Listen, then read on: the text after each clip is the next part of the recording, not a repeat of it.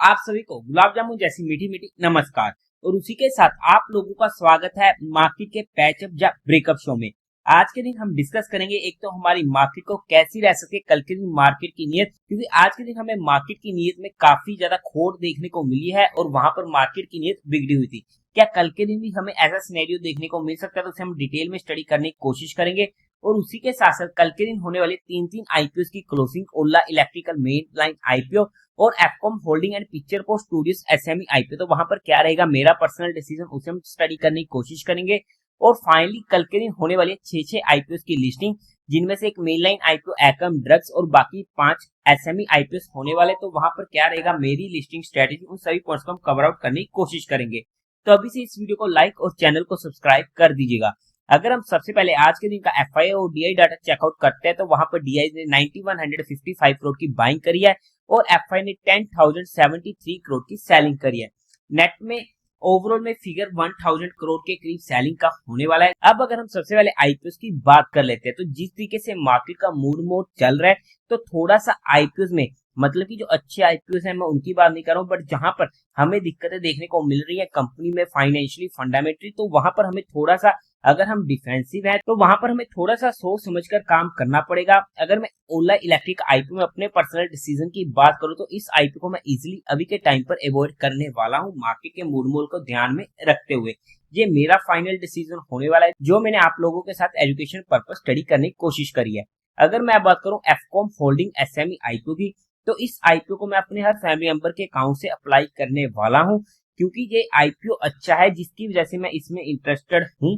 But क्योंकि market का mood मोल बिगड़ा हुआ है, तो वहां पर जब कभी भी मार्केट का मूड मोल काफी अच्छा, तो अच्छे खासे मूड माहौल में कभी कभी बुरे आईपीओ भी अच्छे खुल जाते हैं। और वहीं पर जब मार्केट का मूड मोल अभी तक बिगड़ा नहीं है, बट अगर और ज्यादा बिगड़ता है, तो वहां पर अच्छे आईपीओ की भी लग जाती है, तो इस पॉइंट का हमें ध्यान देना पड़ेगा।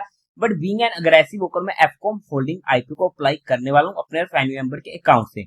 रही बात picture post studios SME IPO की, तो वहां पर मैं कल के दिन देखूंगा किस तरीके से इसमें डिमांड हमें देखने को मिलती है, तो उसके बेस पर इसे मैं हाईली अग्रेसिव होकर अप्लाई करूंगा। अगर मुझे करना हुआ, अगर मुझे क्वालिफाइड और एचएनए की तरफ से minimum to minimum 300x each का सब्सक्रिप्शन देखने को मिलता है, तभी मैं वहां पर जाकर बीइंग एन हाईली अग्रेसिव होकर इसे स्टडी करने की कोशिश करूंगा। अदरवाइज मैं इसे अवॉइड कर दूंगा। बट ये इन सभी आईपीओ में मेरा फाइनल डिसीजन था, जो मैंने आप लोगों के साथ education and learning perspective study किया है। अगर हम तीनों आईपीओ के जीएमपी की बात कर लेते, तो ओला इलेक्ट्रिक का ऑलमोस्ट 4% के करीब का पहुंच चुका है, एफकॉम होल्डिंग का 101% का और पिक्चर पोस्ट का चल रहा है 42% के करीब का।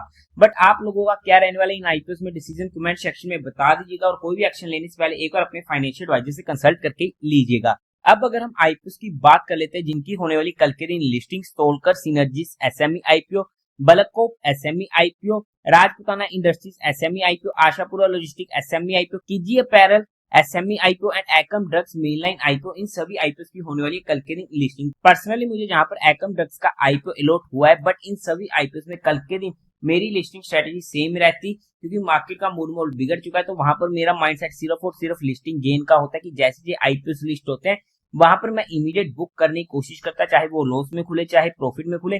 उसके बाद वो आईपीओ कहां जा रहा है मुझे फर्क नहीं पड़ता था, मेरा काम था लिस्टिंग गेन लेना, वो मैं लेता।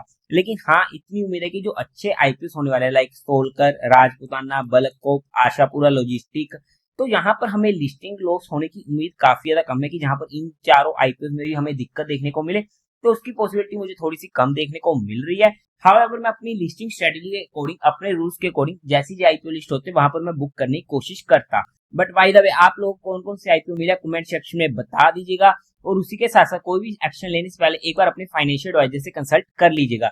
अब हम हमारी मार्केट की बात करते हैं, तो उससे पहले आप लोगों को म्यूचुअल फंड में या इंश्योरेंस सेगमेंट में किसी भी तरीके की कोई भी हेल्पलाइन की जरूरत है, जहां आप लोग चाहते हो कि being a mutual fund distributor हम आपका पैसा मैनेज करने में आपकी हेल्प करें, तो आपको डिस्क्रिप्शन में मेरा फोन नंबर मिल जाएगा, आप मुझसे कांटेक्ट कर सकते हैं, आपकी क्वेरी को जल्दी से जल्दी सोल्व कर दिया जाएगा। अब अगर हम हमारी मार्केट की बात करते हैं, तो हमारी नॉर्मली बात हुई 23,350 का लेवल, मार्केट ने इसको काटा और सस्टेन किया, तो ये हमारे लिए सपोर्ट बन चुका था, रेजिस्टेंस, जहां पर हमारी एंट्री पुट में, और वहां से हमें क्या ही प्यारी मूव मिली, और ये हमारी पुरानी लाइन बनी हुई है, पुरानी स्पॉट बनी हुई है, वहीं से ही हमें बाउंस देखने को मिला, फिर से रिट्रेस हुआ, फिर से बाउंस देखने को मिला।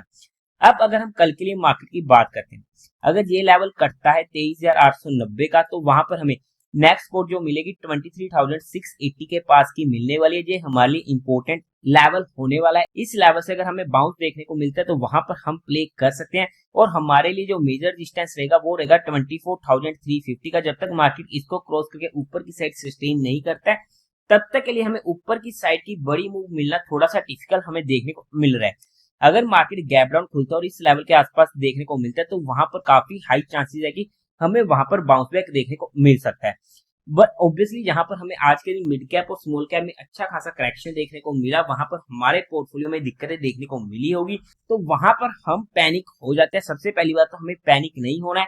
हाँ, बट अगर हमारे स्टॉप लॉस हिट होते हैं तो हमें स्टॉप लॉस की रिस्पेक्ट करनी पड़ेगी, उसमें कोई भी दोहराई नहीं है। बट फिर भी अगर हमारे स्टॉक्स इंपोर्टेंट स्पोर्ट्स पर जा रहे हैं और वहां पर इंपोर्टेंट स्पोर्ट जब तक नहीं तोड़ रहे हैं तब तक के लिए हमें थोड़ा सा वहां पर पेशेंस रखना चाहिए। अगर वो स्पोर्ट टूटती है, अब स्पोर्ट टूटने का मतलब कोई ब्रेकआउट का लेवल है उसे रिट्रेस किया है या उसकी कोई 50 की मूविंग एवरेज है, 20 की मूविंग एवरेज है जो इंपॉर्टेंट होने वाली है, अगर वो लेवल्स टूटते हैं तो एटलीस्ट हमें वहां पर उसे अपना स्टॉप लॉस मानते हुए उसकी रिस्पेक्ट करनी चाहिए। बाय द वे, अगर हमारी एंट्री कहीं पर भी होती है हमारे लेवल्स के अकॉर्डिंग तो 30 पॉइंट से ज्यादा का स्टॉप लॉस हमारा किसी भी सिनेरियो में नहीं होना चाहिए। और उसी के साथ मैं पर्सनली ऑप्शन बाइंग में काम नहीं करता हूँ, फिर भी आप लोगों के साथ जहां पर हमने जितनी भी चीजें डिस्कस करी है वो सिर्फ education, learning and case study perspective है, किसी भी तरीके कोई भी इन्वेस्टमेंट टिप या एडवाइस नहीं है। फिर भी आप लोगों को कोई भी काम करना हो या कोई भी एक्शन लेना हो तो एक बार अपने फाइनेंशियल एडवाइजर से कंसल्ट करके लीजिएगा।